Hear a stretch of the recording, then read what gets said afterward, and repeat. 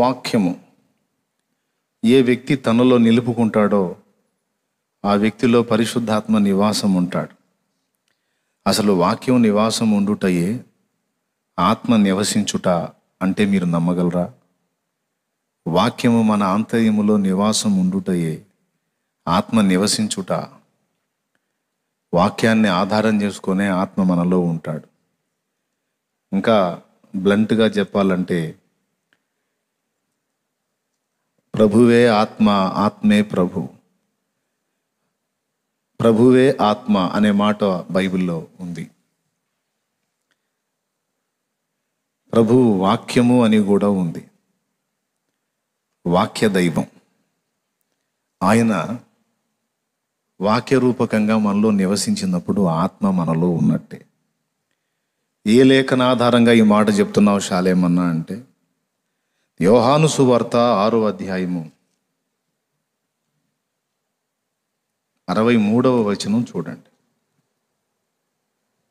ఆత్మయే జీవింపజేయుచున్నది, శరీరము కేవలం నిష్ప్రయోజనము. ఆత్మయే జీవింపచేయుచున్నది, శరీరము కేవలము నిష్ప్రయోజనము. నేను మీతో చెప్పి ఉన్న మాటలు ఆత్మయు జీవమునై ఉన్నవి. అది ఆ మాట రౌండ్ చేసుకోండి. నేను మీతో చెప్పి ఉన్న మాటలు ఆత్మయు జీవమునై ఉన్నవి. అది జీవింపజేసే ఆత్మ మనలో ఉండాలి. ఆ ఆత్మను గురించి ఈయన మాట్లాడుతూ నేను మీతో చెప్పి ఉన్న మాటలు, యేసయ్య మాటలు ఏవైతే ఉన్నాయో ఆ మాటలు మన లోపలికి ప్రవేశించినప్పుడు అవి మనకి ఆత్మయు జీవమునై ఉన్నవి. కాబట్టి దేవుని మాటలే ఆత్మ, దేవుని వాక్యమే ఆత్మ అంటే అది అబద్ధం కాదు కదా. దేవుని మాటలు ఏ వ్యక్తిలో ఉంటాయో, దేవుని మాటలకి తలకాయ గాక హృదయం ఎవరిస్తారో వాని మీద పరిశుద్ధాత్మ అభిషేకం నిలిచి ఉంటుంది. మళ్ళీ చెప్తున్నా, దేవుని వాక్యానికి తలకాయలో గాక హృదయములో ఎవరైతే స్థానం ఇస్తారో, హృదయములో ఆయన మాటలు నిలుపుకుంటారో, హృదయం అంటే మన సమస్తాన్ని ఏలేటువంటి కేంద్ర స్థానం. తలకాయలో వాక్యం ఉంటుంది. చాలామందికి వాక్యం తలలో ఉండటం వేరు, హృదయంలో ఉండటం వేరు. ఏలుబడి అంతా కూడా హృదయంలో నుండి జరుగుద్ది గనుక, జీవధారలు అనేవి హృదయంలో నుండే బయలుదేరతాయి గనుక వాక్యము హృదయంలో ఉండాలి. అంటే వాక్యము మనల్ని ఏలాలి. మీరు భక్తుల జీవిత చరిత్రలు చదివితే, ప్రాచీన భక్తుల జీవిత చరిత్రలు, ముఖ్యంగా పౌలు జీవితాన్ని మీరు చదివితే, ఆయన ఏది చేసినా దానికి వాక్యం చెప్పేవాడు.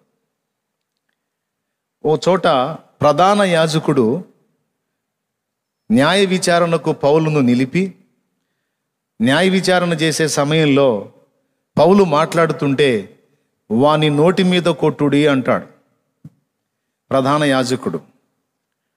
అప్పుడు ఆ స్వరము విని పౌలు గారికి కొంచెం చూపు మందగించుంది, చూపు సరిగా కనబడదు. దానివల్ల దృష్టి లోపం ఉంది, ఆయనకి కంటి బలహీనత ఉంది. ఆ మాట పలికినోడు ఎవరో అర్థం కాల. అర్థం కానందుకు ఆ మాట వాని నోటి మీద కొట్టుడి అని అతను అన్నప్పుడు వెంటనే పౌలు అంటాడు, సున్నము కొట్టిన గోడ దేవుడు నిన్ను కొట్టును అంటాడు. దేవుడు నిన్ను కొట్టును అన్నప్పుడు అక్కడ ఉన్నోళ్ళు అంటారు, నీకెంత ధైర్యం,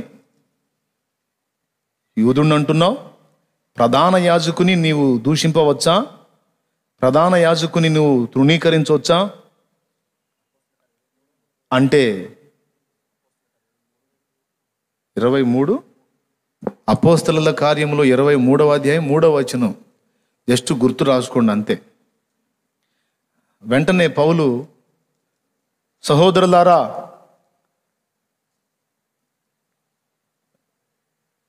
క్షమించండి, అతడు ప్రధాన యాజకుడని నేను అనుకోలేదు, నీ ప్రజల అధికారిని నిందింపవద్దు అని వ్రాయబడి ఉన్నది అంటాడు. ఇక్కడ పాయింట్ ఏంటంటే, ఒక సన్నివేశం జరిగింది. ఆ సన్నివేశంలో పౌలు దృష్టిమాంద్యము చేత తను ఎవరిని తృణీకరించాడో అర్థం కాకయే తృణీకరించాడు. నువ్వు ప్రధాన యాజకుని తృణీకరిస్తావా అని వాళ్ళు పలికినప్పుడు వెంటనే, అయ్యో నాకు తెలియక, అతడు ప్రధాన యాజకుడని నాకు తెలియదు సహోదరులారా, కాబట్టి నేను తెలియక మాట్లాడాను. వాక్యమైతే నీ ప్రజల అధికారిని నిందింపవద్దు అని వ్రాయబడి ఉన్నది అన్నాడు. వెంటనే అక్కడ వాక్యాన్ని ఎత్తిపట్టి మాట్లాడాడు. వాళ్ళు ప్రార్థన చేసిన వాక్యం ఉంటుంది ఆ ప్రార్థనలో కూడా. వాక్యానుసారంగా వాక్య ప్రకారం ప్రార్థన చేసే అలవాటు ప్రతి సన్నివేశంలోనూ. ఉదాహరణకి ఏదన్నా అవతల వాడిది మనకి వచ్చే అవకాశం ఉందనుకో, పౌలు మహాశయుడైతే ఏమంటాడో తెలుసా? మనం పౌలు గారితో ఉండేటట్లయితే, పౌలు గారు అది మనకు వచ్చే అవకాశం ఉంది, తెచ్చుకుందామా అంటే, నీ పొరుగువాందేది ఆశింపకూడదని రాయబడి ఉన్నది, వద్దు నాయన అంటాడు. అర్థమైందా? అలాగే పౌలు గారు, అదిగో వీడు నాకు చాలా అన్యాయం చేశాడు, వీడిని నేను వదిలిపెట్టను అని మనం అంటే, వెంటనే ఆయన మాట్లాడతాడు, క్షమించుడి అప్పుడు మీరు క్షమింపబడుదురని మన యేసయ్య చెప్పలేదా? క్షమించు నాయన. అట్లా ఏ సన్నివేశానికైనా వ్యర్థంగా మనం కూర్చొని నలుగురం ముసలమ్మ ముచ్చట్లు పెట్టుకున్నాం అనుకో, వెంటనే ఒకవేళ పౌలు మహనీయుడు అక్కడికి వస్తే, అపవిత్రములైన ముసలమ్మ ముచ్చట్లను విసర్జించి దేవభక్తి విషయంలో మీకు మీరే సాధకం చేసుకోండి అంటాడు. అంటే ఏది చేసినా, ఏది పలికినా, ఎక్కడ ఏ అడుగు వేసినా ఇదంతయు వాక్య సమ్మతంగా ఉందా లేదా, వాక్యానుసారంగా ఉందా లేదా అని చూచుకొనుట అనేది ఒక గొప్ప ఆత్మీయ అంతస్తు. అది అభ్యాసం చేయాలి. ఏది చేసినా, ఏది పలికినా, మనం చేసిన దానికి పలికిన దానికి వాక్యం ఎక్కడన్నా అడ్డొస్తుందా? వాక్యం అడ్డొస్తుంటే ఇది వాక్య సమ్మతం కాకపోతే నేను దీన్ని చెయ్యను, నేను ఇలాగ ప్రవర్తింపను, నేను ఇలాగ మాట్లాడను, వాక్యం దీనికి ఒప్పుకోవటం లేదు అని ప్రతి దానికి కూడా ఆంతర్యంలో, అంతరంగంలో, హృదయంలో వాక్యం నివసిస్తే ఆ వ్యక్తి ఇదిగో ఇలాగ ప్రవర్తిస్తాడు. దేవునికి స్తోత్రం కలుగును గాక. వాక్యము అతనిని ఏలుతుంది. అంటే దేవుని మాటలు అతన్ని పాలిస్తాయి, శాసిస్తాయి, కంట్రోల్ చేస్తాయి. అలాంటి అనుభవం ఏ భక్తునిలో అయితే ఉందో వాని మీద అభిషేకం స్థిరంగా నిలిచి ఉంటుంది. అది విషయం. వాక్యం ఎవరి హృదయంలో నివసించదో, వాక్యానికి సరైన విలువ, గౌరవాన్ని ఎవరు ఇవ్వరో వారు ప్రారంభంలో ఒకవేళ బాగా ఆత్మశక్తితో నింపబడినా అనతి కాలంలోనే దాన్ని పోగొట్టుకుంటారు. ఇది అందరూ కూడా గుర్తుపెట్టుకోవాల్సిన విషయం. పరిశుద్ధాత్మ అభిషేకం కోసం మనం ప్రార్థన చేయటం తప్పు కాదు. ఆత్మశక్తిని కోరి ఆత్మశక్తితో నింపబడినట్లు మనం దేవుణ్ణి అడగుట తప్పు కాదు. ఇక్కడ ఒక చిన్న విషయం ఉంది. పరిశుద్ధాత్మ నీ మీద ఆయన అభిషేకపు శక్తి నిలిచి ఉండాలి అంటే, ఆయన బల ప్రభావములు నీ మీద ఉండి పని చేయాలి అంటే నీ లోపల వాక్యము నివసించాలి. వాక్యము ఏ వ్యక్తిలో అయితే నివసించి ఆ వ్యక్తిని పాలిస్తూ ఉంటుందో ఆ వ్యక్తి మీద పరిశుద్ధాత్మ అభిషేకము స్థిరముగా నిలిచి ఉంటుంది. లేకపోతే పోతుంది, అభిషేకం కోల్పోతాడు. ఇది మీకు సౌలు దావీదుల ఉదంతం మంచి సాక్ష్యం. మీకు తెలుసా, సౌలు కూడా సమూయేలు చేత తైల ప్రోక్షణ పొంది పరిశుద్ధాత్మ అభిషేకం పొందినవాడని మనందరం ఎరుగుదాం. ఎవరు? సౌలు. కానీ సౌలు హృదయంలో దేవుని మాటలకు తావు లేదు. దేవుని మాటలకు తను విలువనివ్వల. వరుసగా తిరుగుబాట్లు చేస్తూ వచ్చాడు. సమూయేలు అన్నాడు, తిరుగుబాటు చేయుట సోదె చెప్పుటయను పాపముతో సమానము, మూర్ఖతను అగపరచుట మాయాదేవతలను గృహదేవతలను పూజించుటతో సమానము. కాబట్టి నీ మీద ఉన్నటువంటి ఆ శక్తిని పోగొట్టుకుంటావు, నీ రాజ్యాన్ని కూడా పోగొట్టుకుంటావు సౌలా. ఎందుకు అంటే దేవుని మాటలకు నీవు అవిధేయత చూపావు. సౌలుని దేవుడు 2 times అభిషేకించాడు. తెలుసా మీకు? ఒకసారి కాదు, 2 సార్లు. ఒక్కసారి మీరు సమూయేలు గ్రంథం తీసుకోండి. మొదటి సమూయేలు గ్రంథం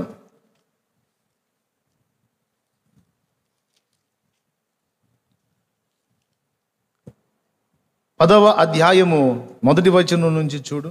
అప్పుడు సమూయేలు తైలపు బుడ్డి పట్టుకొని సౌలు తల మీద తైలము పోసి అతని ముద్దు పెట్టుకొని, యెహోవా నిన్ను అభిషేకించి తన స్వాస్థ్యం మీద అధిపతిగా నియమించి ఉన్నాడని చెప్పి ఇలాగు సెలవిచ్చాను. దేవునికి స్తోత్రం కలుగును గాక. తన స్వాస్థ్యము మీద అధిపతి అంటే రాజుగా నిన్ను దేవుడు అభిషేకించమన్నాడు. అభిషేకించాను అని తైలం పోసాడండి. తైలం పోసాడు. పోస్తే దేవుని మీద తిరుగుబాటు చేసి పోగొట్టుకున్నాడు. మళ్ళా పోగొట్టుకున్నాడు. పోసిన అభిషేకం అంతే ఉంటే, దేవుడిచ్చిన అభిషేకపు ప్రభావం అంతే ఉంటే మళ్ళా పునరభిషేకించాల్సిన అవసరం లేదు. కానీ మీరు ఒక్కసారి 15వ అధ్యాయము 1వ వచనం నుంచి చదివితే, 10 చదివారు కదా, 10వ అధ్యాయం 1వ వచనం చదివారు కదా, ఇప్పుడు 15వ అధ్యాయం 1వ వచనం నుంచి ఒకసారి చదవండి. ఒకానొక దినమున సమూయేలు సౌలును పిలిచి, యెహోవా ఇశ్రాయేలీయులకు తన జనుల మీద నిన్ను రాజుగా అభిషేకించుటకై నన్ను పంపెను. దేవునికి స్తోత్రం కలుగును గాక. హల్లెలూయా. అదేంది? ఆల్రెడీ అభిషేకం పొందాడు కదా.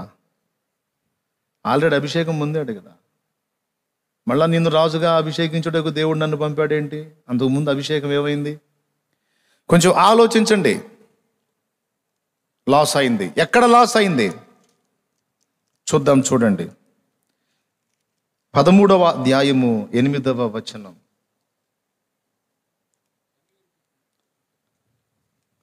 13వ వచనం చదువులే, 13 చదువు, ఇక సరిపోయింది. అందుకు సమూయేలు ఎట్లనెను, అదుగో 10వ అధ్యాయము 1వ వచనంలో సౌలు అభిషేకింపబడ్డాడు, క్రొత్త మనస్సు పొందాడు, దేవుని పరిశుద్ధాత్మ శక్తితో నింపబడ్డాడు. బాగుంది. 13వ అధ్యాయం 13వ వచనం దగ్గరకు వచ్చేటప్పటికి దేవుని మాటలను తిరస్కరించాడు. దేవుని ఆజ్ఞకు కట్టుబడలా, దేవుని ఆజ్ఞలను మీరాడు. అందుకు సమూయేలు ఏమంటున్నాడో చూడండి. అందుకు సమూయేలు ఎట్లనెను, నీ దేవుడైన యెహోవా నీకిచ్చిన ఆజ్ఞను గైకొనక నీవు అవివేకపు పని చేసితివి. నీ రాజ్యమును ఇశ్రాయేలీయుల మీద సదాకాలము స్థిరపరచుటకు యెహోవా తలచి ఉండెను. అయితే నీ రాజ్యము నిలవదు. యెహోవా తన చిత్తానుసారమైన మనస్సు గల యొక్కని కనుగొని ఉన్నాడు. దేవునికి స్తోత్రం. ఎందుకు? ఆయన మాటలను నీవు తృణీకరించి ఏం చేశావు? బుద్ధిహీనంగా ప్రవర్తించావు, మూర్ఖుల్లాగా ప్రవర్తించావు. కాబట్టి నీ రాజ్యము నీకు ఉండకుండా దేవుడు తీసేస్తున్నాడు. తన చిత్తానుసారము అయిన మనసు గలవాని ఒకరిని దేవుడు కనుగొని ఉన్నాడు. నీకు ఆజ్ఞాపించిన దాన్ని నీవు గైకొనకపోతివి గనుక. 14వ వచనం, 13వ అధ్యాయం 14, మొదటి సమూయేలు. నీకు ఆజ్ఞాపించిన దాన్ని నీవు గైకొనకపోతివి గనుక యెహోవా తన జనుల మీద అతన్ని అధిపతిగా నియమించును. అధిపతిగా నియమిస్తాడు అని సౌలును అభిషేకించినటువంటి సమూయేలే చెప్పాడు. ప్రభువుకు స్తోత్రం. చెప్పాడా? కానీ చూడండి, మళ్ళా దేవుడు ఆయన అభిప్రాయం మార్చుకున్నాడు. దేవుడు ఆయన మనసు చూడండి, మళ్ళా అభిప్రాయం మార్చుకున్నాడు. ఇప్పుడు సమూయేలే చెప్పాడు, దేవుని మాటల్ని నువ్వు గైకొనలేదు అబ్బాయి, దేవుని ఆజ్ఞను అతిక్రమించావు, కాబట్టి ఇక నిన్ను రాజుగా ఉండకుండా దేవుడు త్రోసేశాడు. నీకు బదులు తన చిత్తానుసారమైన మనసు గల యొక్కని కనుగొన్నాడు. రాజ్యం వానికి పోతుంది, నువ్వు రాజ్యభ్రష్టత్వం పొందుతావు అన్నాడు. అన్నవాడే మళ్ళా 15వ అధ్యాయంలోకి వచ్చి చూడండి ఏమంటున్నాడు. 15వ అధ్యాయం 1వ వచనంలో, ఒకానొక దినమున సమూయేలు సౌలును పిలిచి, యెహోవా ఇశ్రాయేలీయులకు తన జనుల మీద నిన్ను రాజుగా అభిషేకించుటకై నన్ను పంపెను. అగాగు. అదేంది? రాజ్యం తీసేస్తాడు, ఇంకొకటికి ఇస్తాడని చెప్పాడు కదా. మళ్ళా ఆయనే నిన్ను రాజుగా అభిషేకించుటకు నన్ను పంపాడు అంటాడేంటి? ఏం జరిగిందంటే, వాస్తవంగా సౌలు ఆ అధికారాన్ని, ఆ దేవుని కృపను పోగొట్టుకున్నాడు. పోగొట్టుకొని రాజ్య భ్రష్టత్వం పొందే పరిస్థితికి వచ్చినప్పుడు సమూయేలు సౌలు పక్షంగా విజ్ఞాపన చేశాడు. ప్రవక్త అయిన సమూయేలు సౌలు పక్షమున విజ్ఞాపన చేసి, దేవా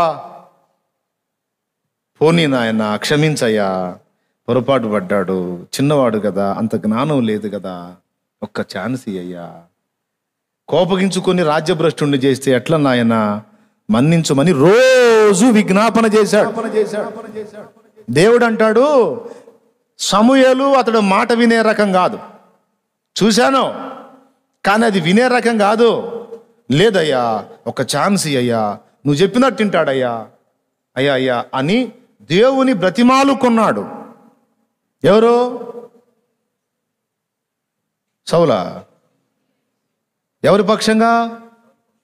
సౌలు పక్షంగా సమూయేలు దేవుని బ్రతిమాలాడు. దేవుడు అంటాడు, అతడు మాట వినే రకం కాదు, జనులకు భయపడే రకం. ఒకప్పుడు అలా లేడు, ఇప్పుడు మనుషులే వానికి లోకం అయిపోయారు. వానికి రాజ్యం ఇచ్చింది నేను, రాజుని చేసింది నేను, ప్రజలను అప్పజెప్పింది నేను. ఎవరి మాటకు లోబడాలా, ఎవరికి భయపడాలా, ఎవరికి విధేయత చూపాలా? నన్ను తన మనసులో నుండి తీసివేశాడు, నా మాటలకు విలువనివ్వడు. అతడు ఇప్పుడు రాజ్యకాంక్షలో పడ్డాడు. అతని మైండ్ అంతా కూడా దాని మీదనే ఉన్నది, నా మీద లేదు. గనుక సమూయేలు నువ్వు మిన్నకుండు, నేను ఇంకొకరిని రాజుని చేస్తానంటే సమూయేలు బ్రతిమాలాడు, అయ్యా అయ్యా అయ్యా ఒక అవకాశం ఇవయ్యా, ఓ ఛాన్స్ ఇవయ్యా, ఎట్లయ్యా నువ్వు అట్లా అసహించుకుంటే అని బ్రతిమాలాడు. అవునా, సరే పో, నా నిర్ణయం మార్చుకుంటున్నా, నా అభిప్రాయం మార్చుకుంటున్నా. లెక్క ప్రకారం ఇప్పుడే అతని పోస్ట్ ఊస్ట్ అయిపోయింది, కానీ నీవు బ్రతిమాలుచున్నావు గనుక సరే పో, నేను అతన్ని విసర్జించాను కదా, కాదు కాదు అన్నావుగా, సరిపో మళ్ళా అభిషేకం చేయిపో, చేసి నా మాటకు అతడు లోబడతాడో లేదో నువ్వే కళ్ళారా చూడుపో.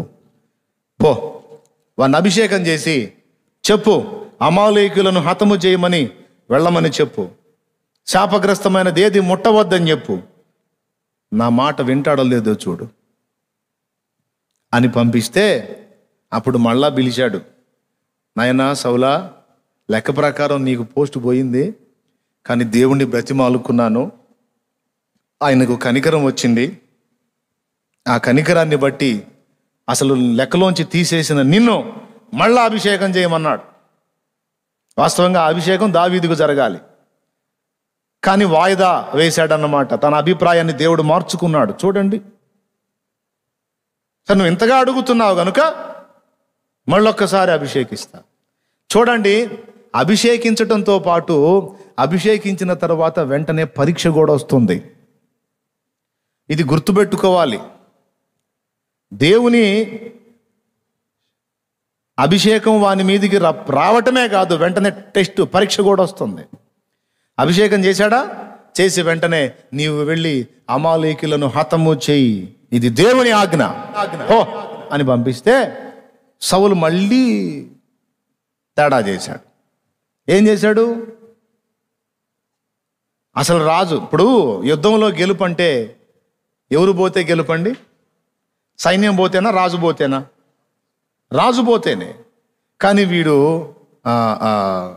అగగు అనేటువంటి రాజుని సౌలు బ్రతుకనిచ్చాడు.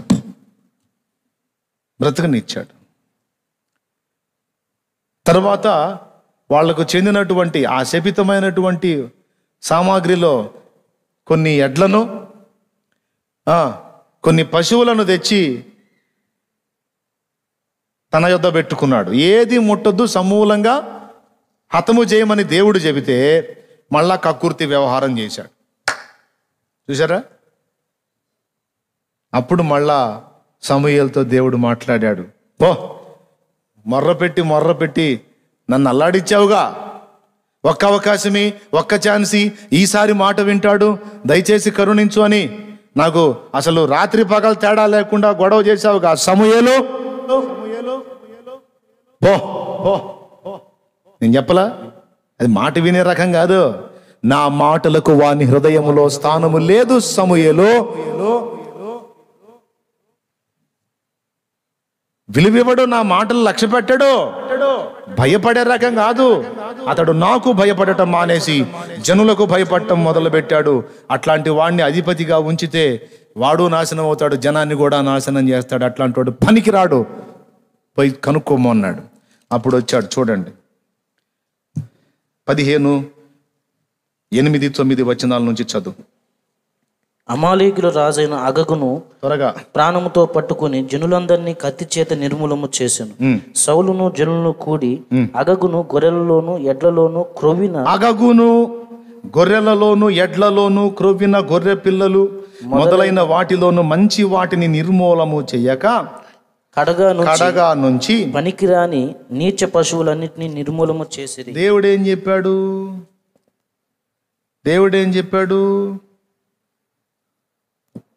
చూడండి ఇక్కడ 3వ వచనంలో, కాబట్టి నీవు పోయి, చివరి 2 లైన్లు చదువు. వారికి కలిగినదంతయు. చూడండి 3వ లైన్ నుంచి 4వ లైన్ నుంచి చూడు. ఒంటెలనేమి గార్ధబములనేమి అన్నిటినీ హతము చేసి వారికి కలిగినదంతయు బొత్తిగా పాడు చేసి అమాలేకులను నిర్మూలము చేయమని చెప్పాను. ఒంటెల్ని, గాడిదల్ని, ఎడ్లని, గొర్రెల్ని ఏది ఉండనియొద్దు, మొత్తం హతం చేయి. ఎద్దులనేమి గొర్రెలనేమి, మనోడు ఎడ్లని గొర్రెల్ని కొన్నిటిని దేవుడు ఏం చెప్పాడు? హతము చేయి అన్నాడు. సౌలు ఏం చేశాడు? కొన్నిటిని దాచిపెట్టాడు. దేవుడు మనతో కూడా అదే చెప్తాడండి. మనందరిలో కూడా కొంత శేషాన్ని మిగిల్చి ఉంచుకుంటాం, అన్ని విషయాల్లో మార్పు చెందాం. దేవుడు అంటాడు కంప్లీట్గా శపితమైన దాన్ని నిర్మూలన చేయి, నీకు క్షేమం అని చెబుతాడు. మనుష్య సైకాలజీ ఏంటంటే చాలా భాగం తీసేసుకుంటారు, ఏదో ఒకటో అరో ఉంచుకుంటారు. ఈ కొంచెమేగా, ఈ ఒక్కటేగా, ఈ చిన్నదేగా అని. కొంచెమైనా కొంప ముంచును. నేను రెగ్యులర్గా తాగను బ్రదర్. ఎప్పుడన్నా ఫంక్షన్స్కి, పార్టీస్కి, ఎప్పుడన్నా మన వాళ్ళు ఫ్రెండ్స్ గట్రా బలహీన పరిస్తే కొంచెం బలవంతం పెడితే లైట్గా జస్ట్ 2 పెగ్గులు తీసుకుంటా అంతే. ఎప్పుడన్నా ఒకసారి లైట్గా అంతే. అన్నప్పుడల్లా నేను చేయను బ్రదర్. నేను ఎప్పుడు అన్నప్పుడల్లా కళ్ళు తాగనన్నా. మా చుట్టపోళ్ళు వస్తారు కదా, వాళ్ళు వచ్చి ఏం చెల్లాగి నీ కళ్ళీలన్నా పోయకపోతే అంటారు చూడు. అప్పుడు వాళ్ళ కోసానికి తెప్పించి నేను కూడా కిందంత పుచ్చుకుంటాను అన్నయ్య, అంతే. ఎప్పుడు దాగా అన్నట్టు. దేవునికి స్తోత్రం. కొంచెమైనా కొంప ముంచును. అంతటినీ హతము చేసి కొంచెం తెచ్చి సరుకు పెట్టుకొని శాపాన్ని తెచ్చి పెట్టుకున్నాడు. దరిద్రం. మన ఆంతర్యంలో ప్రతి ఒక్కడు కూడా తొంగి చూసుకోవాలి.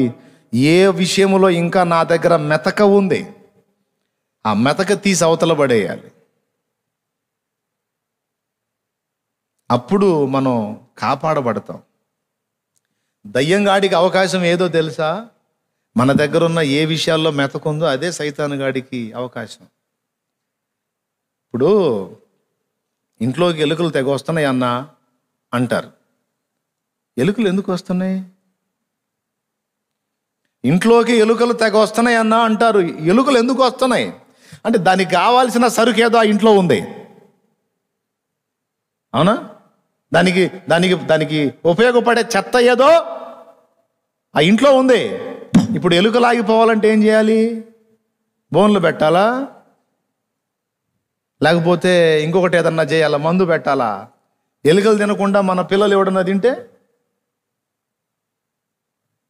మన పెంపుడు కుక్కే తింటే మరి ఇప్పుడు ఏం చేయాలి అంటే, ఎలుకలు రాకుండాన్నట్లు ఏ చెత్త ఉన్నదాన్ని చూసి ఎలుకలు వస్తున్నాయో దాన్ని తీసి మొత్తం బయటపడేస్తే వాటికి సంబంధించిన సరికేది లోపల లేదు కనుక ఎలుకలు కూడా రావు. కొంతమంది అంటారు, సైతాను నన్ను ఏందో తెగ శోధిస్తున్నాడు అన్నయ్య, దెయ్యం ఏందో నన్ను శోధిస్తుంది అన్నయ్య, దురాత్మ ఏందో నన్ను తెగ వెంటబడుతుంది అన్నయ్య. ఊరకెందుకు వెంటబడిద్ది? దానికి సంబంధించింది ఏదో ఉంది నీ దగ్గర. దేవునికి స్తోత్రం కలుగును గాక. కొన్ని మూవీస్లో నేను లోకంలో ఉన్నప్పుడు చూసా, కొన్ని సినిమాలలో లేదు, దెయ్యానికి సంబంధించినది ఏదో ఉంటుంది ఆ ఇంట్లో, అందుకని దెయ్యం ఆ ఇంట్లో ఉంటుంది అన్నమాట. చివరికి క్లైమాక్స్లో ఎవరో ఒకడు, వాళ్ళు సినిమాలో ఎవరిని పెడితే వాడు పాస్టరో లేకపోతే పూజారో లేకపోతే ముస్లిం ముల్లానో ఎవరో ఉంటారుగా, వాళ్ళు పెట్టుకున్న సినిమాలో రొటీన్ ఫీల్ లేకుండా మార్చి పెడుతుంటారులే క్లైమాక్స్లో దయ్యాన్ని ఎల్లగొట్టే వాళ్ళని. వాడు ఎంటర్ అయిపోయి వాడి దగ్గర ఏదో దండమో ఏదో పాస్టర్ అయితే సిలువ ఏదో అని చెప్పని అన్నీ తిరుగుతా చూసి ఒక దగ్గర రాగానే దానికి సంబంధించింది కనపడుద్ది. అప్పుడు దాన్ని పట్టుకోగానే అక్కడ జనాన్ని పీడిస్తున్న దయ్యం, ఆ ఫ్యామిలీ మెంబర్స్ని పీడిస్తున్న దయ్యం, వీడు ఎప్పుడైతే దాన్ని పట్టుకున్నాడు తిరిగిద్ది అన్నమాట. కనపడిందా మీకు?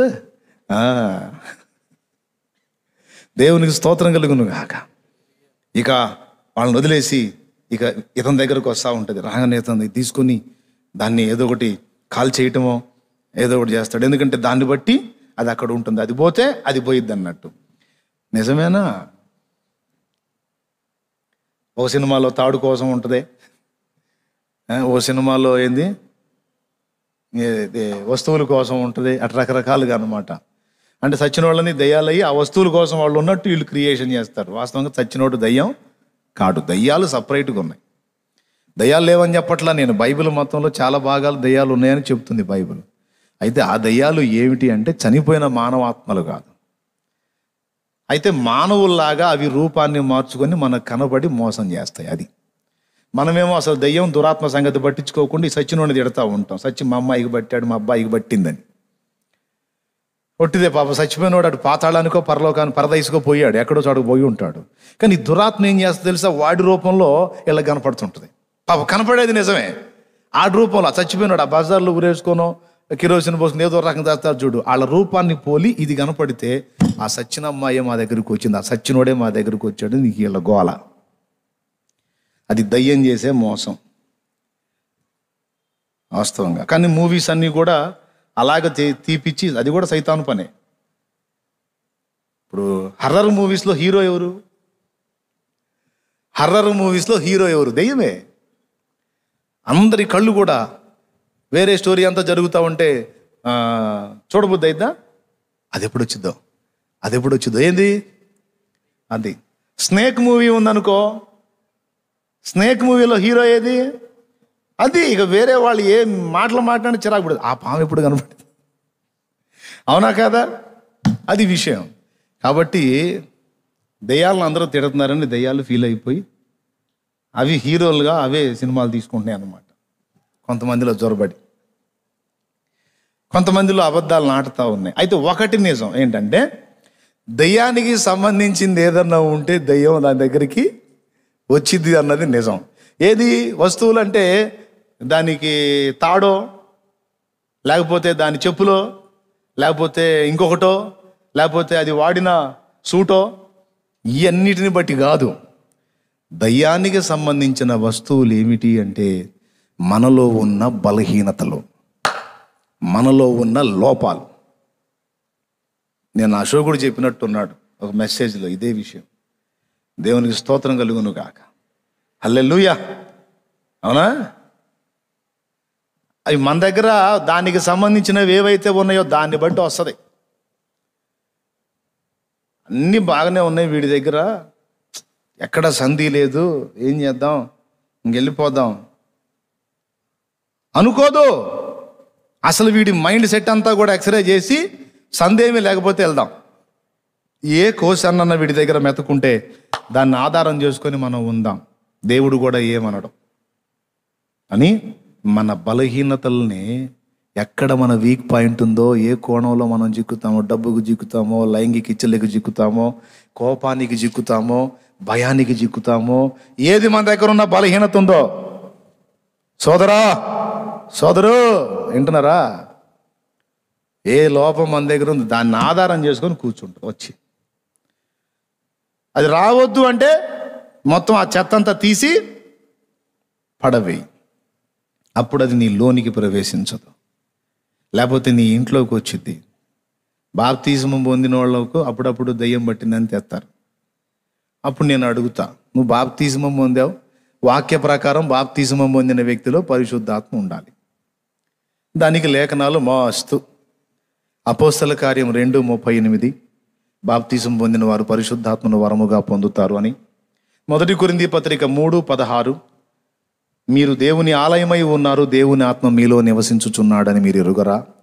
అదే 1 కొరింథీ పత్రిక 6:19 మీ దేహము దేవుని వల్ల మీకు అనుగ్రహింపబడి మీలోనున్న పరిశుద్ధాత్మకు ఆలయం.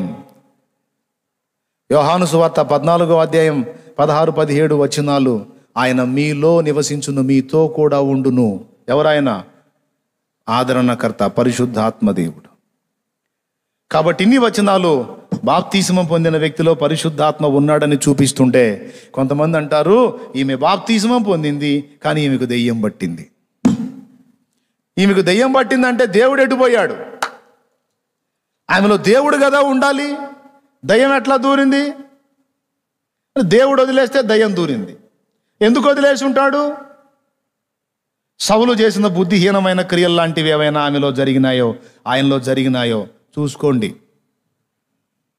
దేవుని పరిశుద్ధాత్మ మీద తిరుగుబాటు చేసి దేవుని వాక్యానికి వ్యతిరేకంగా పదే పదే పదే పదే ప్రవర్తిస్తుంటే ఇక చేసేది లేక దేవుడు తన ఆత్మను తొలగించినప్పుడు అప్పుడు దయ్యాలు పడతాయి. దేవుని మాటకు భయపడి విధేయత చూపి దేవుడు చెప్పిన క్రమంలో, క్రమశిక్షణలో మనం ఉన్నంత వరకు దురాత్మ మన లోనికి ప్రవేశించుట సాధ్యము కాదు. అదే అననీయ సప్పీరాల దగ్గర జరిగింది. సైతాన్ ఎందుకు నిన్ను మోసం చేశాడు అని అడిగాడు పేతురు. ఎందుకు మోసం చేసేది? వాడి పనే మోసం చేయటం కదా.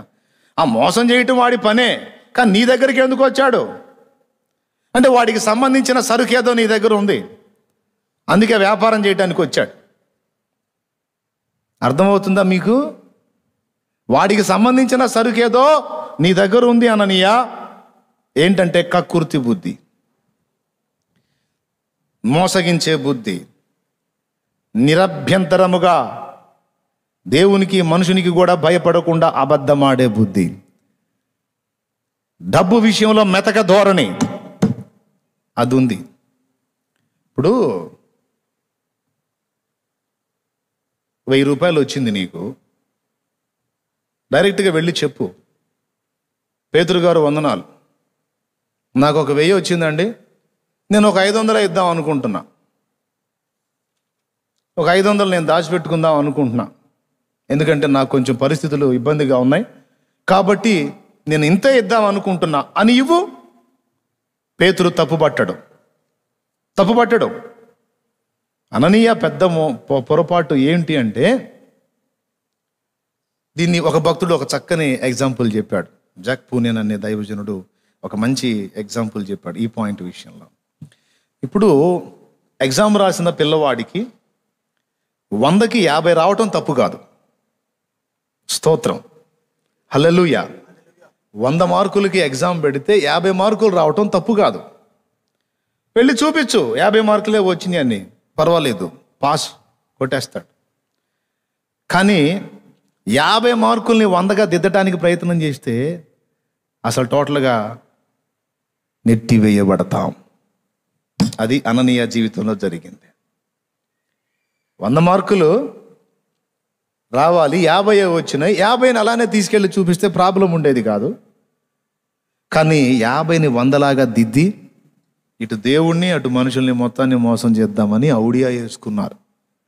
ఇలాంటి మెతక బుద్ధి వారి యొద్ద ఉన్నది కనుకనే దురాత్మ వాని దగ్గరకు వచ్చి మోసగించటం జరిగింది. అందుకు క్వశ్చన్ చేశాడు, అసలు ఎందుకు నీ దగ్గరకు వచ్చి మోసం చేసింది? నా దగ్గర కూడా ఈ దయ్యం బట్టి వచ్చిన వాళ్ళు అదే అడుగుతాను, ఎందుకు పట్టింది నీకు దయ్యం? అసలు దానికి మనకేం సంబంధం?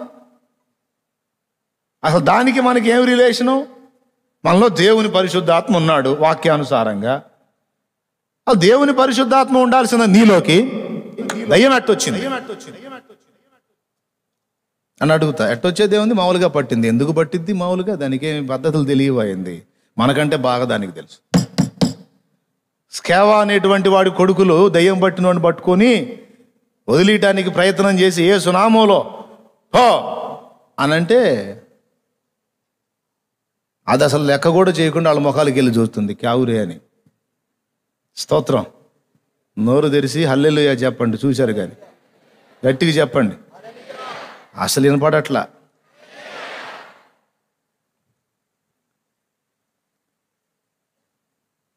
మళ్ళీ వీళ్ళు ఏమనుకున్నారంటే, ఏం లేదు, వీళ్ళు పౌలు దెయ్యాలు వెళ్ళగొడుతుంటే చూశారు. పౌలు అట్లా ఆజ్ఞాపించగానే దెయ్యాలు పోతున్నాయి. పౌలు గారు భలే చేస్తున్నావే, నువ్వు అట్లా ఆజ్ఞాపించగానే దెయ్యాలు పోతున్నాయి, అసలు ఏం మంత్రం ఉపయోగిస్తున్నా అని బాగా కనిపెట్టారు. యేసు నామములో ఏ అపవిత్రాత్మ ఆ బిడ్డని విడిచి వెళ్ళో అనగానే వెళ్ళిపోతుంది. ఓ మంత్రం ఇదిరే, పౌలేం పెద్ద మంత్రాలు ఏం వాడట్లా, యేసు నామములో అంటున్నాడు. రైట్, మనం కూడా ఈ మంత్రాన్ని ప్రయోగం చేయాలరా అని పాపం మిగుల ఆశతో ఎదురు చూశారు. దుప్పి నీటి వాగుల కొరకు ఆశపడ్డట్టు వీళ్ళు దెయ్యం పట్టినోడి కోసం ఎదురు చూశారు. దేవునికి స్తోత్రం, హల్లెలూయా. వాళ్ళ అదృష్టం పండి ఒకడు దొరికాడు, దెయ్యం పట్టినోడు. అంటున్నాడు వాడు. భలే సరుకురా, ఒరిజినల్ దెయ్యంరా. కొన్ని డూప్లికేట్ దెయ్యాలు ఉంటాయి, అట్లాంటిది కాదు, వీళ్ళకి ఒరిజినల్ దెయ్యం దొరికింది. కొన్ని డూప్లికేట్ దెయ్యాలు ఉంటాయి తెలుసా. కొంతమంది భర్త పోడు అత్తపోడు పడలేక కోడళ్ళు దెయ్యాన్ని వాళ్ళే సృష్టిస్తారు. మరి రోజు వాడే కొడుతున్నాడు, పగ తీర్చుకోవాలి, కడుపు మండిపోతుంది, ఏం చేసిద్ది? విజయ్ లాంటి వాడు సలహా ఇచ్చాడు, దేవునికి స్తోత్రం కలుగును గాక. ఇద్దరు ఆడుకుంటున్నారు అన్న, నేనేం చేయాలో నాకు అర్థం కావట్లేదు. నేను కొడితే తప్పు కదా, భర్తను కొట్టింది అత్తను కొట్టింది అంటారు కదా, ఏం చేయాలో ఎట్లయినా అర్థం కావట్లేదు అన్న. అంటే ఏం చేసేది ఏముంది, మనకు దయ్యం ఉందిగా. ఆహా అంటే ఏందన్నంటే, ఏముంది, దయ్యం పట్టినట్టుగా ఫీల్ అవ్వు, కాస్త వాళ్ళని నమ్మించు అని ముందుకు వెనక్కి ఊగు, మధ్యరాత్రుల్లో లేవి కేకలేయి, అరుస్తా వాళ్ళని ఎన్ని కొట్టాలనుకున్నావు అన్ని కొట్టు,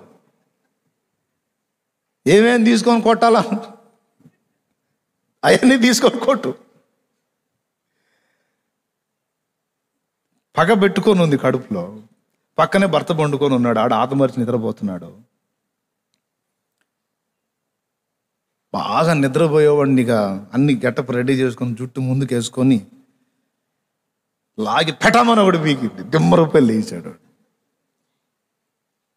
అని చెప్పి లేచి చూస్తే ఉంది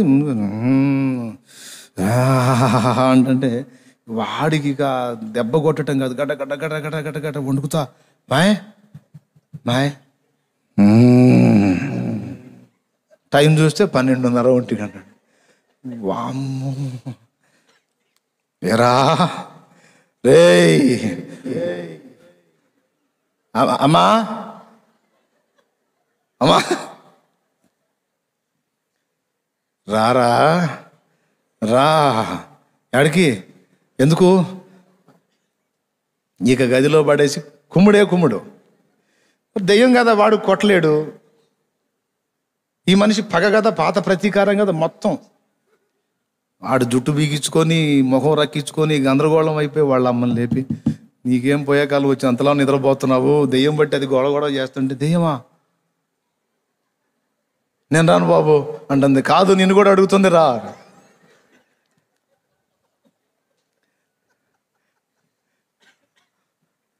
నేనెందుకు రా, నేను రాను పో, ఎవరు నన్ను పిలు. ఈలోపు ఆ మనిషి వచ్చింది, ఏమే రావే, ఎందుకు, నేనేం చేశానమ్మా, అసలు నీకు నాకేం సంబంధం అంటుండే జుట్టు పట్టుకొని. ఈ డూప్లికేట్ దెయ్యాలి. పగ తీర్చుకోవాలంటే ఇట్లాంటి చిట్కాలు ఉపయోగిస్తారు కొంతమంది, తెలుసా మీకు? ఈ సలహా విని ఎవరన్నా చేశారు ఆ పని? కొన్నిసార్లు రివర్స్ అయ్యిద్ది, నువ్వు తందామని దెయ్యం పట్టినట్టు ఊగితే వాళ్ళు పట్టుకొని బాధ ఆడబెడతారు, అది కూడా జరుగుద్ది. అన్ని చూసుకొని బ్యాలెన్సు, అవసరమైతే నలుగురిని కొట్టగలిగే కెపాసిటీ ఉంటే అప్పుడు ట్రై చేయి. దేవుని స్తోత్రం కదా. అమ్మో శాలే మన ఏంది సలహా, మరి లేకపోతే అందాతనులు తింటారు ఏంది. అందుకే శుభ్రంగా బాగా తిని బాడీ పెంచి పగ తీర్చుకోండి. అంటే డూప్లికేట్ దెయ్యాలు ఉంటాయి. పాపం వీళ్ళ స్కావ కొడుకులకు ఒరిజినల్ దెయ్యం దొరికింది. దొరికితే తెచ్చుకొని గదిలో పెట్టుకొని తలుపులు వేసుకొని మంత్రం మొదలు పెట్టారు. ఏం మంత్రం? ఏ దురాత్మ, యేసు నామములో ఉచ్చాటన అంటే మంత్రిస్తున్నాం పో అంటే వాడు చూస్తూ ఉన్నాడు వీళ్ళకెళ్ళి. ఏందిరా, ఏం అర్థం కాలేదా? యేసునామములో పో. ఏంది మళ్ళీ చెప్పండి. ఒరే, ఇది లాంగ్వేజ్ ప్రాబ్లం ఏమో రా ఈ దయ్యానికి. హే, పౌలు తెలుసుగా, పౌలు ఉచ్చాటన చేశాడే యేసు. పౌలు ఉచ్చాటన చేసిన యేసునామములో పో. అప్పుడు అది మాట్లాడుతుంది. ఏమన్నా తెలుసా? పౌలు నాకు తెలుసు, యేసు నాకు తెలుసు. యేసు అంటేనేమో దైవకుమారుడు, లోకరక్షకుడు. పౌలు అంటేనేమో ఆయన సేవకుడు. వాళ్ళు నాకు తెలుసు. వాళ్ళు ఉన్న దగ్గరికి నేను ఎందుకు పోతారా? దెబ్రే మొహం వాళ్ళారా, నేను ఎందుకు పోతారా? ఏంట్రా మీరేంద్రా? వాళ్ళ దగ్గరికి నేను పోనురా. వాళ్ళ దగ్గర నాకే ఖాళీ ఉండదు. వాళ్ళ దగ్గర నా ఆటలు సాగవు. మీరెవరు నన్ను ఎల్లగొట్టడానికి? నాకు వాళ్ళు తెలుసు అందది. అది నా పాయింట్ ఇక్కడ. యేసు తెలుసు, పౌలు కూడా. అపోస్తలుల కార్యములు 19:15 ఉంటుంది చూడండి. అందుకు ఆ దయ్యము, నేను యేసును గుర్తెరుగుదును. అదుగో యేసును గుర్తెరుగుదును, పౌలును కూడా ఎరుగుదును. అదుగో పౌలు లాగా దేవుని హృదయంలో నింపుకొని దేవుని మాటలకు విధేయత చూపే ప్రతి భక్తుని నేను గుర్తెరుగుదును. అలాగే దేవుని మాటల్ని పెడచెవిని పెట్టి నా మాటలకు కూడా చెవొగ్గి కొన్ని లోపాలు కలిగి ఉన్న వాళ్ళను కూడా నేను ఎరుగుదును. అందరి సంగతి నాకు తెలుసు. ఎక్కడికి పెడితే అక్కడికి నేను ఎందుకు వెళతా? నాకు ఎక్కడ సందు దొరికిద్దో అక్కడికి వెళతా. అందుకే వాక్యంలో పౌలు చెప్పాడు, అపవాదికి, యాకోబు భక్తుడు చెప్పాడు, పౌలు కూడా చెప్పాడు, అపవాదికి చోటు ఇవ్వద్దు. ఏ ఒక్క పాయింట్లో అవకాశం ఇచ్చినా వాడు ఎంటర్ అయిపోతాడు. నేను అడుగుతా, దయ్యం పట్టిందని వచ్చావు, బుద్ధి లేదా? ఏ బుద్ధిహీనమైన చర్య చేస్తే అది ఎంటర్ అయింది చెప్పు? అక్కడే సగం జారిపోతారు. ఎందుకు పట్టింది నీకు దురాత్మ? ఎందుకు ఇచ్చావు అవకాశం? లోకంలో అన్యులు ఉన్నారు, వాళ్ళ దగ్గరకు వచ్చింది, వాళ్ళకి పట్టిందంటే అర్థం ఉంది. నువ్వు దేవుని సంబంధివే, దేవుని పరిశుద్ధాత్మ సంబంధివే, ఆత్మకు నివాసంగా ఉన్నావే. నీ దగ్గరికి ఎలా వచ్చాడు సైతాను, దురాత్మ? నిన్నెట్లా మోసం చేశాడు? ఎట్లా సాధ్యమైంది? అంటే మెతక నీ దగ్గర ఉంది. ఏ విషయంలో మెతకుందో కనిపెట్టి వచ్చి నిన్ను కాశాడు, చిక్కావు, ఎంటర్ అయ్యాడు. కాబట్టి ఇప్పుడు ఏం చేయాలి? నేనే నిన్ను బాది సాగుకొట్టి వదిలిచ్చేదేం కాదు అది. మరేం చేయాలన్నా? మోకాళ్ళుని ఉపవాసం ఉండి ఏ చెత్తను ఆధారం చేసుకొని అవి వచ్చి కూర్చున్నాయో లోపల అది తీసి అవతల పడే, ఖచ్చితంగా పోయిద్ది. ఇంతే, సింపుల్ చిట్కా. ఏ చెత్తను ఆధారం చేసుకుని అది నీలోకి వచ్చిందో దాన్ని తీసి అవతల పడే. ఉపవాసం ఉండి 3 దినాలు ప్రార్థన చేయి. ప్రార్థన చేసి ఒప్పుకో, నీ బుద్ధిహీనమైన తప్పులను ఒప్పుకొని ఆయన రక్తాన్ని ఆశ్రయించి కడగబడి దేవుని వాక్యంతో మళ్ళా నింపబడు. అప్పుడు పైన శక్తి ఉంటుంది, లోపల వాక్యం ఉంటుంది, దయ్యానికి స్థానం ఉండదు, వెళ్ళిపోతుంది. ఈ పని చేయకుండా ఇక ఎంత లెక్క తిరిగినా అవ్వదు. కొంతమంది విశ్వాసులే, బాప్తీసం పొందిన వాళ్ళే, అన్ని దగ్గరలకి తిరుగుతూ ఉంటారు. మళ్ళీ పాస్టర్ గారికి కనబడితే వందనాలండి అంటారు.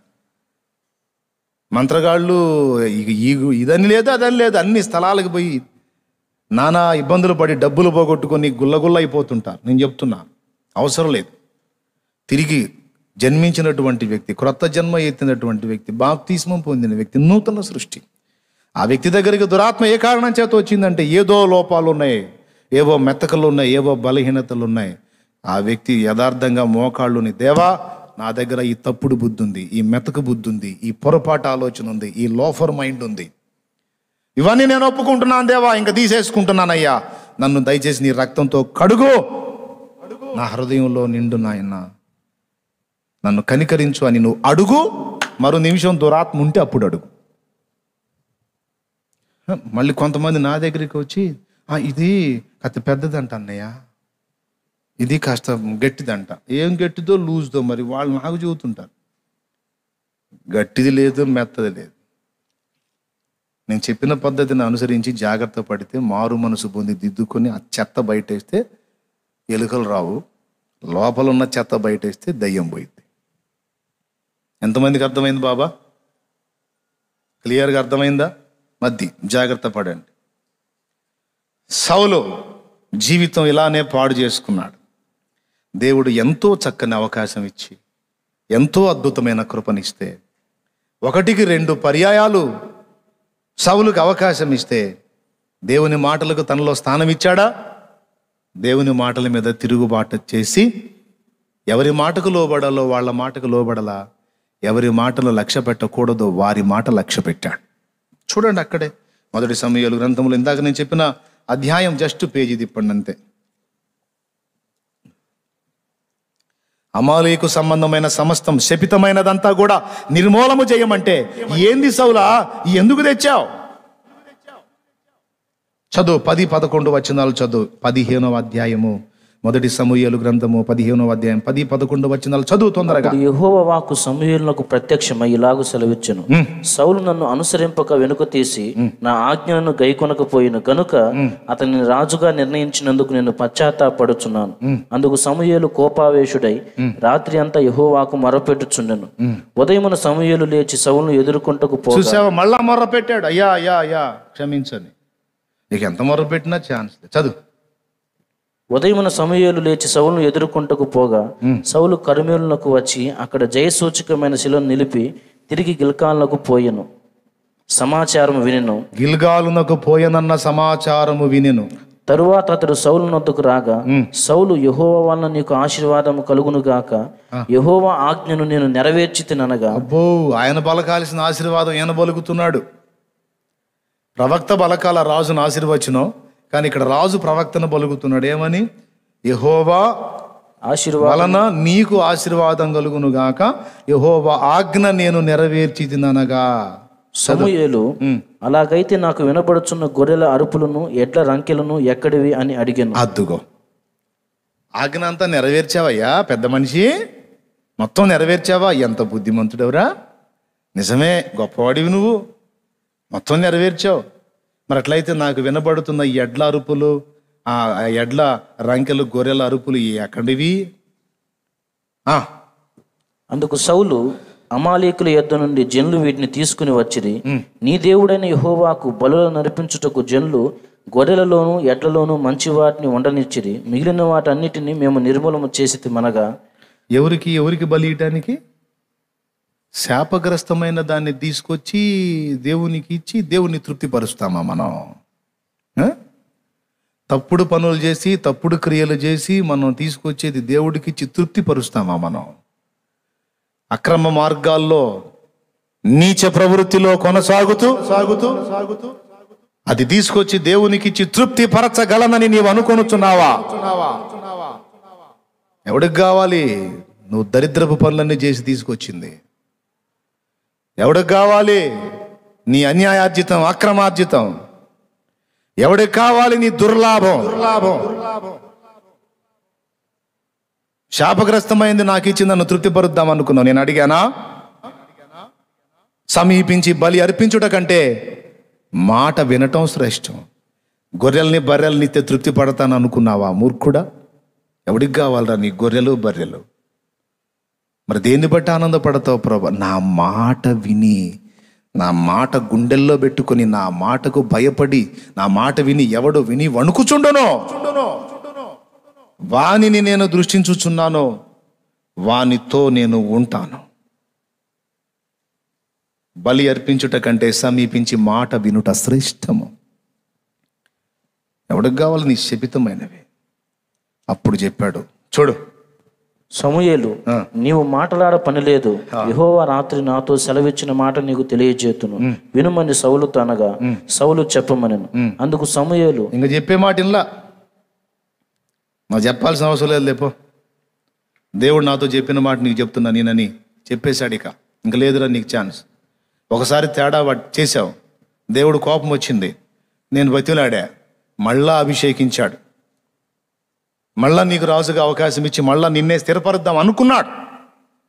కానీ మళ్ళా బుద్ధి తక్కువ పనులు చేసి దరిద్రాన్ని తెచ్చి నెత్తిన పెట్టుకున్నావు, ఇక నీకు ఛాన్స్ లేదు అని. అందుకు సమూయేలు, నీ దృష్టికి నీవు అల్పుడవుగా ఉన్నప్పుడు ఇశ్రాయేలీల గోత్రం. అందరూ వినండి బాబు, అందరూ వినండి. నీ దృష్టికి నీవు అల్పుడవై ఉన్నప్పుడు, కింది స్థాయి వ్యక్తిగా ఉన్నప్పుడు, ఎందుకు కొరగాని శపితమైన జీవితంలో ఉన్నప్పుడు ఇశ్రాయేలీల గోత్రములకు శిరస్సు వైతివి. నేను నిన్నలాగా చేశా. నీకే గతి లేని స్థితిలోంచి నిన్ను తీసుకొచ్చి అనేకులకు దీవెనకరంగా నేను నిన్ను మార్చా. స్తోత్రం చెప్పండి గట్టిగా. మనందరం గతంలో ఎలాంటి అనుభవాల్లో ఉన్నామో దేవుడు మనల్ని తీసుకొచ్చి ఎక్కడ పెట్టాడో మనం మర్చిపోకూడదు. మనం ఎవరికి విలువ ఇవ్వాలో, ఎవరి మాటకు లోబడాలో అది మనం విస్మరించకూడదు. ఎక్కడి నుంచి తీసుకొచ్చి దేవుడు ఎక్కడ ఉంచాడు, ఏ స్థితి నుంచి తీసుకొచ్చి దేవుడు ఏ స్థితిలో ఉంచాడు. నువ్వు ఇలాంటి స్థితిలో ఉన్నప్పుడు దేవుడు మాట్లాడుతున్నాడు ఒక మనుషునిలాగా. కృతజ్ఞత ఉందిరా నీ దగ్గర? కృతజ్ఞత ఉందా అమ్మా నీ దగ్గర? ఏ స్థితి నుంచి తీసుకొచ్చి నీకు ఏ స్థితిని ఇచ్చాను? నా ప్రజల మీద నిన్ను అధిపతిగా నియమించి ఆత్మలను నీకు అప్పగించానే. ఒక ఉన్నతమైన స్థితిలో నిన్ను ఉంచానే.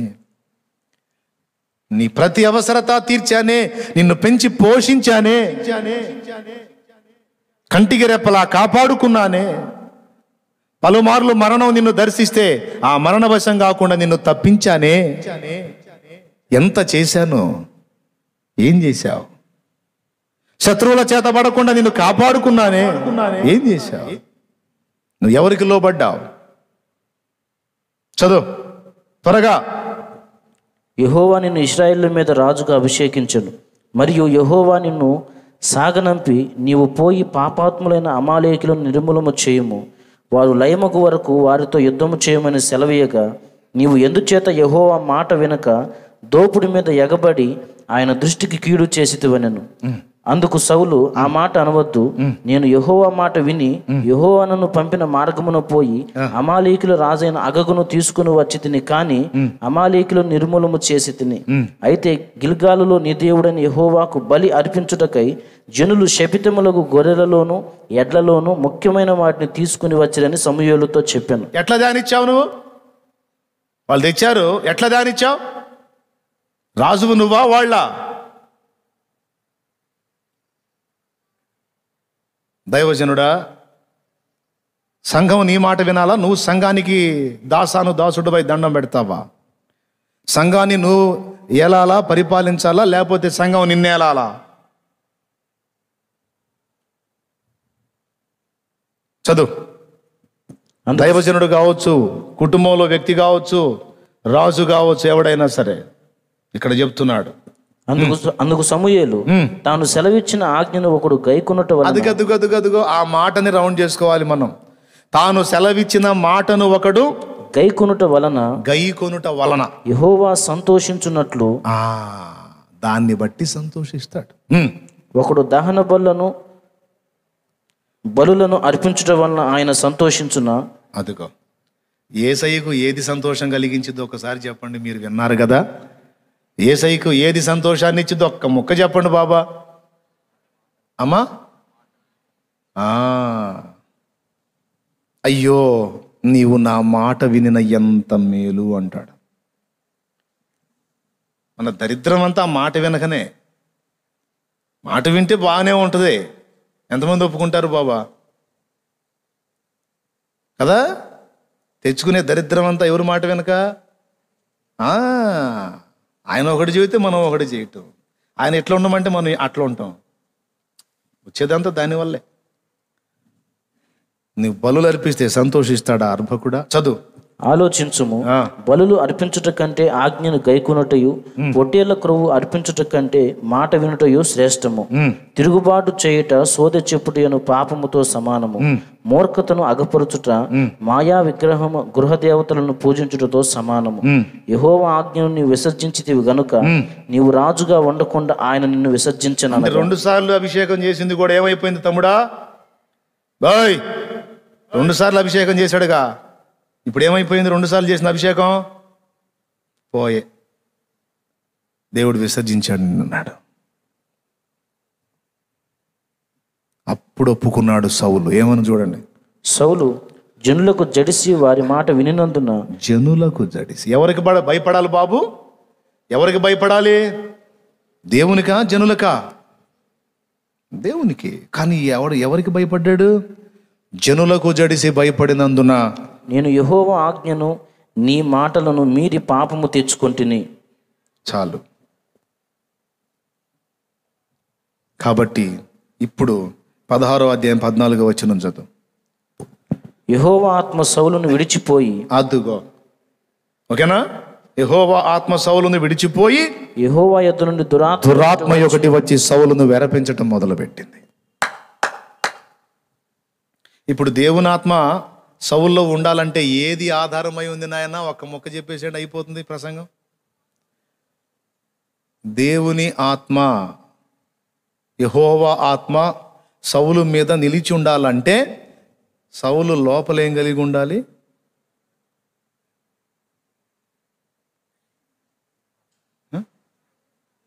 లోపల ఏం కలిగి ఉండాలి? దేనికి విధేయత చూపాలి? ఆయన మాటలకి.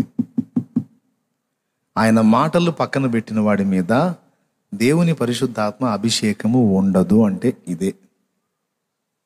ఇప్పుడు పైన అభిషేకం దిగిరా దిగిరా దిగిరా దిగిరా అని ఇందాక మనం ఎగిరెగిరి పాడాం, స్తోత్రం, కుమ్మరిస్తాడు. కానీ అభిషేకం నిలిచి ఉండాలంటే లోపల వాక్యమై ఉన్న యేసు నిలిచి ఉండాలి. ఆయన చెప్పిన మాటలు మనకు ఆత్మ అని రాసుంది, అది మూలవాక్యం. నేను మీతో చెప్పి ఉన్న మాటలు ఆత్మయు జీవమునై ఉన్నవి. అయిపోయింది, సింపుల్. ఇంకా గంటల ప్రసంగం ఎలా? నేను మీతో చెప్పి ఉన్న మాటలు ఆత్మయు జీవమునై ఉన్నవి. ఇప్పుడు లోపల ఏముండాలి? దేవుని మాటలకు విధేయత ఉండాలి. దేవుని మాటలు అంతరంగంలో కలిగుండి ఆ మాటలకు లోబడే మనస్సు కలిగిన వ్యక్తి మీద అభిషేకము నిలిచి ఉంటుంది. లేకపోతే దేవుని మాట లోపల లేకపోతే పైన ఉన్న అభిషేకం కూడా పోతుంది. అప్పుడేం జరిగిద్ది? శక్తిహీనుడైపోతాడు, బలహీనుడైపోతాడు, ఇంకా ఇంకా ఇంకా ఇంకా వీక్ అయిపోతాడు. ఇప్పుడు అర్జెంటుగా ఏం జరగాలి మరి? ఎక్కడ అవిధేయతలు జరిగినాయో దేవుని ముందు ఒప్పుకోవాలి. ఒప్పుకొని ఎక్కడెక్కడ దేవుని మాటలు మీరి బుద్ధిహీనమైన తప్పులు జరిగినాయో అవన్నీ ఒప్పుకొని ఆయన రక్తములో కడిగేసుకొని మళ్ళా పునఃప్రతిష్ఠ చేసుకోవాలి హృదయాన్ని. ఏం జరగాలి? మళ్ళా పునఃప్రతిష్ఠ చేసుకోవాలి. తిరిగి మళ్ళా దేవునికి సింహాసనముగా హృదయాన్ని అప్పగించి, ఇది మొదలుకొని నీ మాట చొప్పున నడుచుకుంటాను ప్రభువా, నన్ను క్షమించు.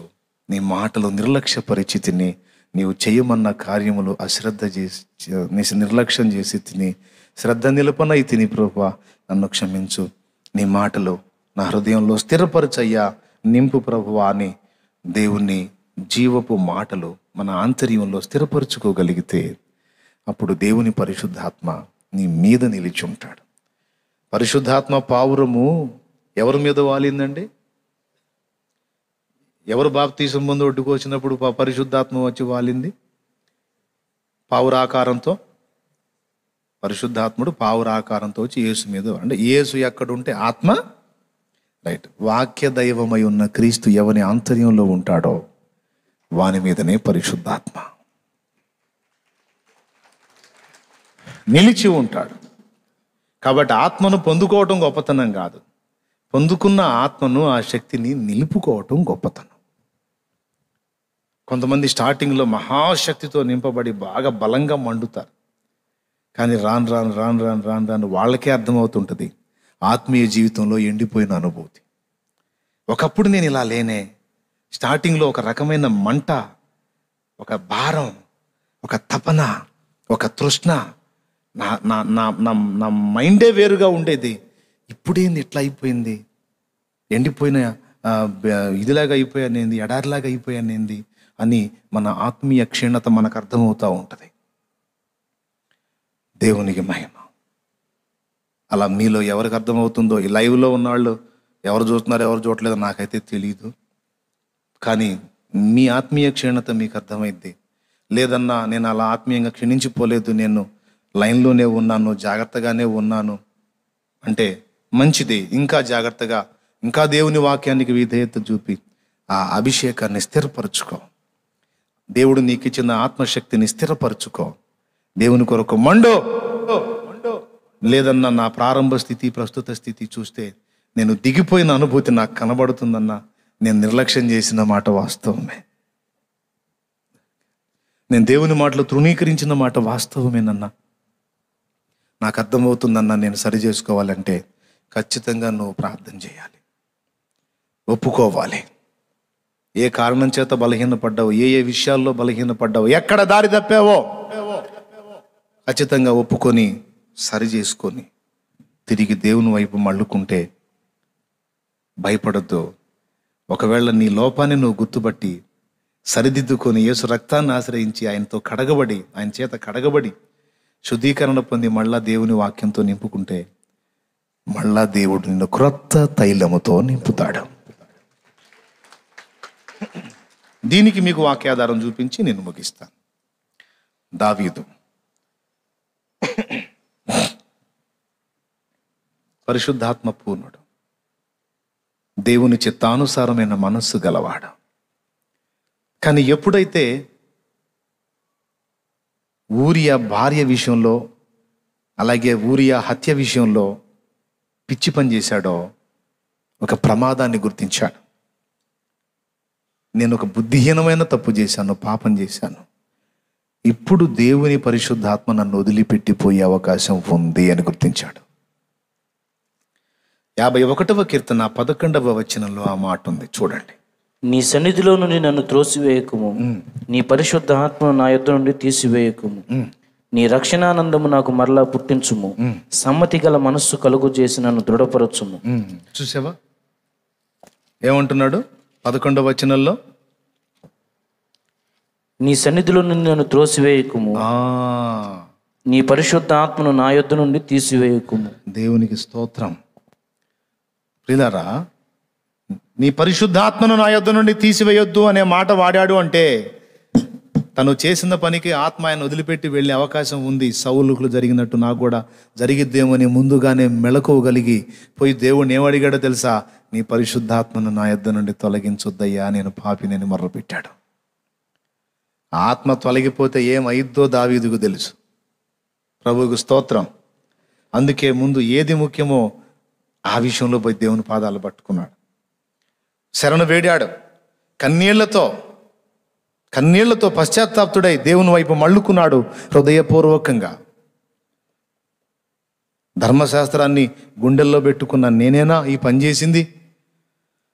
అయ్యో, నీ పొరుగువానిది ఏది ఆశించకూడదని ధర్మశాస్త్రంలో రాయబడి ఉంది, అది నేను చదివే ఉన్నాను. కానీ నా పొరుగువాడైన ఊరియాను నేనే హత్య చేయించాను. అయ్యో, నేనెంత పాపిష్టి పనిచేశాను, ఎంత పాపిష్టి పనిచేశాను అని కుమిలి కుమిలి ఏడ్చాడు. నా కన్నీళ్ల చేత నా పరుపు తేలజేయుచున్నాను అంటే పరుపు తేలేంత ఏడుపు ఏడిసి అన్ని నీళ్ళు వచ్చినాయి అని కాదు, రాత్రి పగలు తేడా లేకుండా ఏడుస్తూనే ఉన్నాడు, పశ్చాత్తాపడుతూనే ఉన్నాడు. దేవుడు కనికరించాడు. కొద్దిపాటి తీర్పులు విధించి, కొద్దిపాటి శిక్షలు విధించి పూర్తిగా దావీదు నాశనం కాకుండా దేవుడు కాపాడాడు. పనిష్మెంట్ అయితే ఇచ్చాడు, కొద్ది గొప్ప పనిష్మెంట్ ఇచ్చి తర్వాత దావీదును దేవుడు కనికరించాడు.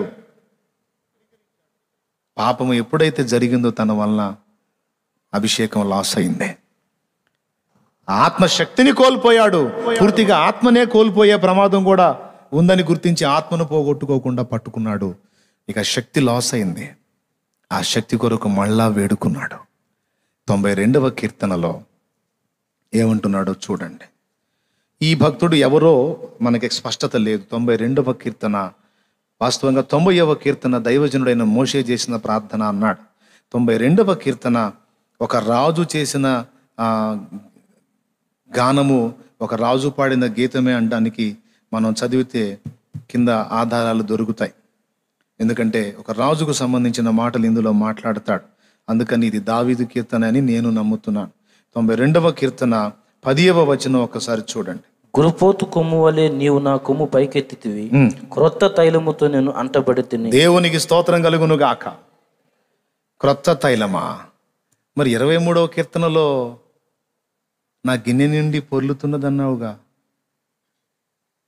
చూడు 23వ కీర్తన, యెహోవా మా కాపరి, యేసయ్య మా ఊపిరి.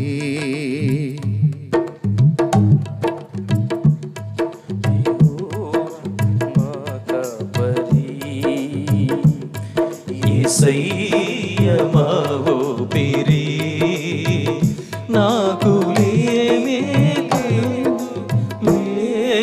కలుగదు, యెహోవా నా కాపరి. దేవునికి మహిమ. 23వ కీర్తనలోనేమో 5వ వచనం, నూనెతో నా తల అంటి ఉన్నావో, నా గిన్నె నిండి నా గిన్నె నిండి పొర్లుచున్నది అన్నాడు. ఆహా, గిన్నె నిండి పొర్లిపోయేంత అభిషేకం, నూనెతో అంటబడ్డాడు. అంటే దేని గురించి మాట్లాడుతున్నాడు? పరిశుద్ధాత్మ అభిషేకాన్ని గురించి. ఓకేనా? 23వ కీర్తనలోనేమో నూనెతో తల అంటాడు, గిన్నె నిండి పొర్లిపోయింది. 51 కీర్తనకు వచ్చేటప్పటికి ఏమైపోయింది? నీ ఆత్మను నా యొద్ద నుండి తీసివేయకుము, నా అతిక్రమములు పరిహరించు అని ఏడవటం మొదలుపెట్టాడు.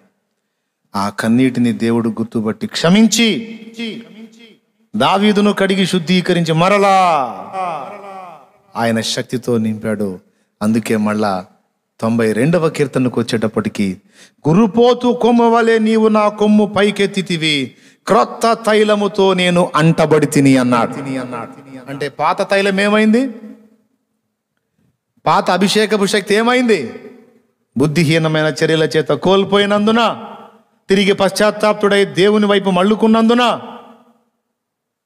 దేవుడు మళ్ళా పునరభిషేకం చేసిన అనుభూతి ఇక్కడ మనకు కనపడుతుంది. కాబట్టి మీకు సంతోషకరమైన మాట ఏంటంటే, అట్టడుగుకు నువ్వు దిగజారిపోయినా తిరిగి నువ్వు దేవుని పాదాలు పట్టుకొని ఆయన రక్తంలో కడగబడి మళ్ళా నూతన తైలముతో ప్రోక్షింపబడే అవకాశం నీకు ఉండనే ఉంది.